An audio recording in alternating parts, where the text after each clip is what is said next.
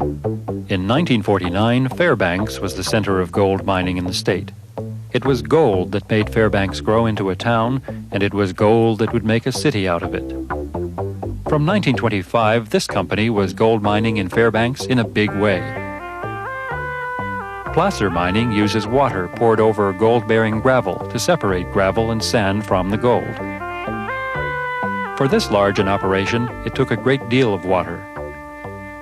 The company used a complex of ditches to bring it in. Hydraulic hoses forced warm water into the frozen muck or overburden layer above the gold-bearing gravel. Sometimes the layer was 200 feet deep. It took 2 hours just to clear 2 inches.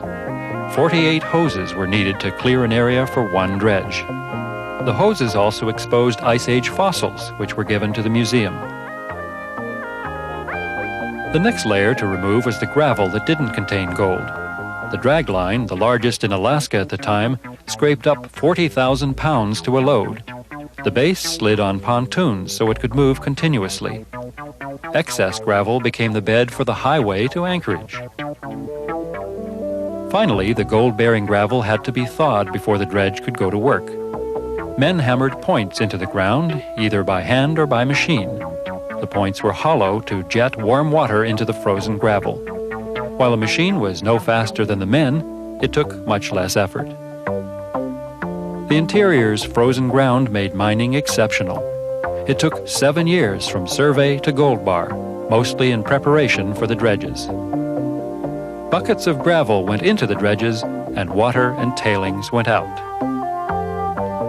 The dredging continued round the clock all the way down to bedrock. The machine could pivot on its shaft to maneuver to more rock. 9 months a year, dredging never stopped. Crews housed on the sites worked in 3 shifts.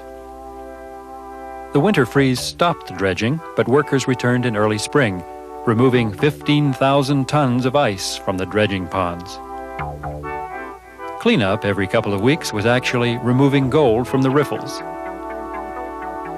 Gold-bearing sand remained when the gravel was washed away.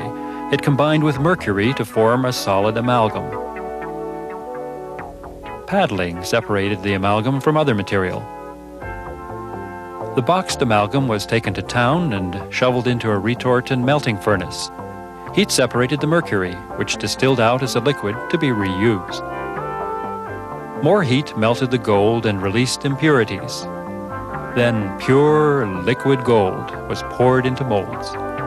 In those days, it went for $35 an ounce.